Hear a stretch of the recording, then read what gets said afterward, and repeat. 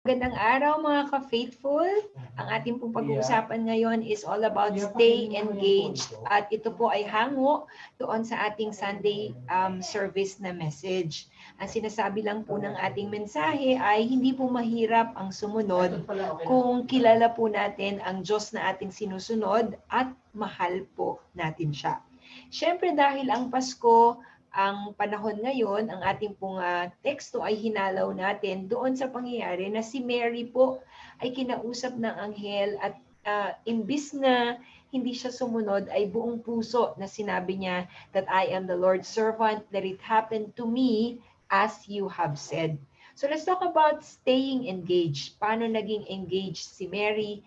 Paano nanatiling engaged si Joseph? Ikaw ba yung klase ng tao na pag merong stressful situation, do you easily give up? Or gagawin mo ang lahat, you will stay engaged until you fix the challenge. So paano nga ba maging staying engaged? Number one, as mentioned, yung lifestyle of faith. Katulad po ni Mary, ano po kaya ang status ng ating pananampalataya ngayon? Mataas ba? Mababa? Kamusta po ang ginagawa natin sa bawat araw, kaya po siya mataas or kaya siya mababa. Pangalawa, listen and do. May mga panahon po talaga na pwedeng mag-ingay, merong mga panahon na nararapat lang tayong manahimik. Kasi hindi talaga natin maiintindihan eh. So, si Mary, pinakinggan niya muna yung sinasabi ng angel. And then, pinag-isipan niya and then nag-surrender siya sa Panginoon. Tayo po ba nakakarinig pa sa Diyos? Ano-ano po ba ang mga boses na naririnig natin at nananaig? Ano po ba ang sinasabi ng Panginoon sa atin sa mga ganitong panahon? Ang ikatlo po ay let go and let God. Let go kasi nung kinausap po ng angel si Joseph, may mga plano na siya eh. Pero nung kinausap siya, ni-let go niya yung plano na yon at naging engaged pa rin po siya sa kalooban ng Diyos. Ganun din si Mary, may mga plano din siya. Pero ni-let go niya rin yon at ginawa niya yung pagsunod sa Panginoon.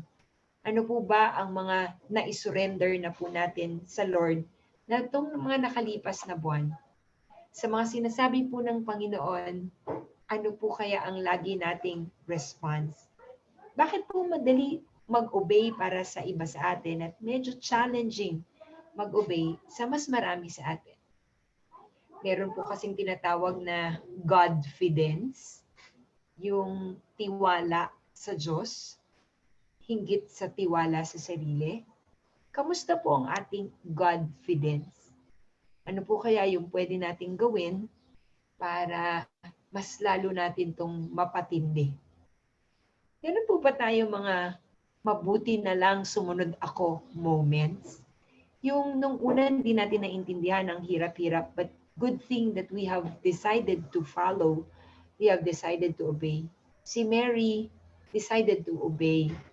Pero nung namatay na si Jesus in the physical form, grabe yung pag-aalaga pa rin ng Panginoong Yesus sa kanya ay nandoon. Siguro nasabi niya, mabuti na lang, sumunod ako sa Panginoon. Tayo po kaya? Ano po kaya yung mga bagay na sinusuko natin ngayon na umaasa tayo eventually na sasabihin din natin, mabuti na lang, I stay engaged. Kanino mo po ibabahagi ang mensaheng ito? At nawa po, huwag tayong tumigil to spread the good news about the Lord and our Savior Jesus Christ. Buhay ang Diyos, buhay po ang ating pag-asa. God bless, dear faithful.